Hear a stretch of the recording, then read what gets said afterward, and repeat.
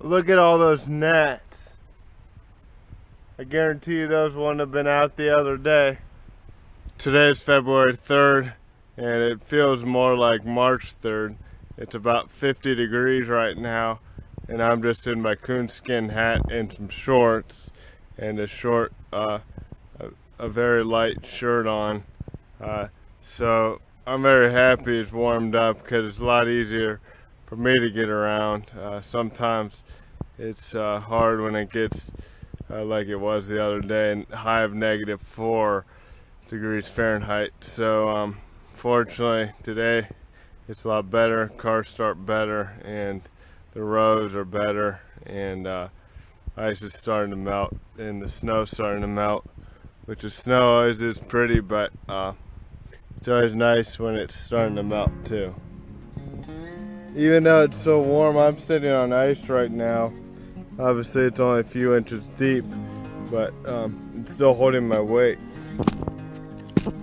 And I poked on it really hard, it breaks though.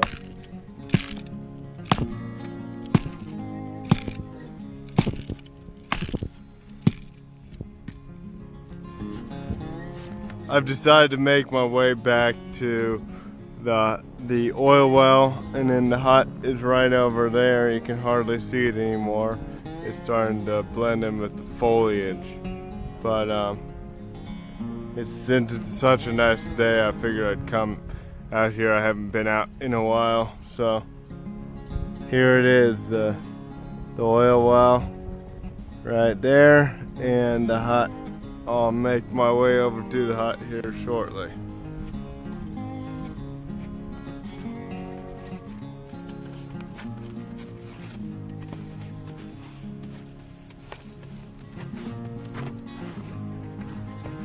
I wonder what that shovel is doing there. I think it's holding up this pipe here. Here's kind of a close-up of the oil well. So here it is, the Hakeberry hut. It's hard to believe it's been over 10 years since I built this thing. It was the fall of 2008 when I built it, and today is February 3rd, 2019. So it's actually lasted about as long as I thought it would. And I remember a friend and I were talking, when we were back here. He helped me build it, and he's like, how much longer do you think this will last? And I said, well, probably about 10 years, and it's still here 10 years later. So it's really leaning bad, and I'm sure it doesn't have 10 years left in it. Well, I'm sure it'll be some sort of a structure in 10 years, but I think it'll have fallen over into the hut because those posts are really rotted away. I'll kind of get back there a little bit closer now. I'm kind of hesitant because that water's pretty deep going in there, and I don't think that ice is going to support me, but we'll see. Surprisingly, the ice is supporting me. Fortunately, I have this walking stick to help keep it up, but if I fell through the ice, it'd be about 2 feet, so I really don't want to get a wet foot because that water is really cold underneath that ice. The ice in this swamp sure is pretty, but I wouldn't want to fall through it. Fortunately, I made it over there and didn't fall through at all, but I'm not going to walk out here. It's too slick. So here is the inside of the hut. As you can see, the back end here is starting to go underwater after the snow melt, and that side over there is pretty bowed. This side's staying on because it's really leaning this way a lot. It's gonna fall over that way, right onto that road there, or close to it.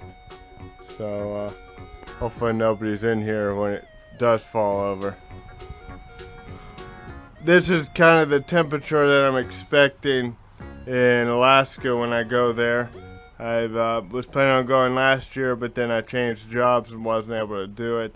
I've scheduled off my new job right when I started. I scheduled off 2 weeks, the beginning of May, to travel up there. I got my passport. The purpose of the trip is to get a picture by the Alaska state sign, because I'm gonna get one before I die in front of every sign. So I got a long time to do it, but I figured Alaska would be a good one to get now because I'm still single and I have a lot of time to do things like that and take trips that are spontaneous and pointless, basically. But I think it's going to be a fun trip to do. I enjoy driving, but there's two ways and there's two routes that I'm thinking about going. And if you have any experience, let me know which one would be better. And like I said, it's the beginning of May that I'll be hitting probably the Yukon territory. So if you have any experience of traveling that area during the beginning of May, let me know, because I know, it's still pretty cold up there. I think it'll be okay, because supposedly the first route is the Yukon border route. That's the route most people go to Alaska, because you can get to Anchorage or Fairbanks that way, and that route's open all year long. So I think I could do that one for sure, but the one that I'd rather do if it were July or August would be Skagway. I looked up some of and I don't know if the roads are open all year long there, but I looked up some of the roads there, and they're very high elevation roads, and obviously it's a little farther south, but still, when you're in the Rocky Mountains in northern British Columbia, Yukon territory area there, crossing into Alaska, you never know about the snow or maybe avalanches, because when it warms up, the avalanches are more common. So I don't know which way you'd think would be the best, but let me know if you have experience, because I know the snow's melting around here this time of year, but if you're in high elevation, it doesn't melt, and it takes a lot longer for it to melt, if it does melt at all. So, and when it does melt, it falls down mountains and clogs up roads, and the purpose of the trip is to get the state sign, so I don't want to go and have to turn back because of an avalanche on a road. So let me know. Thank you.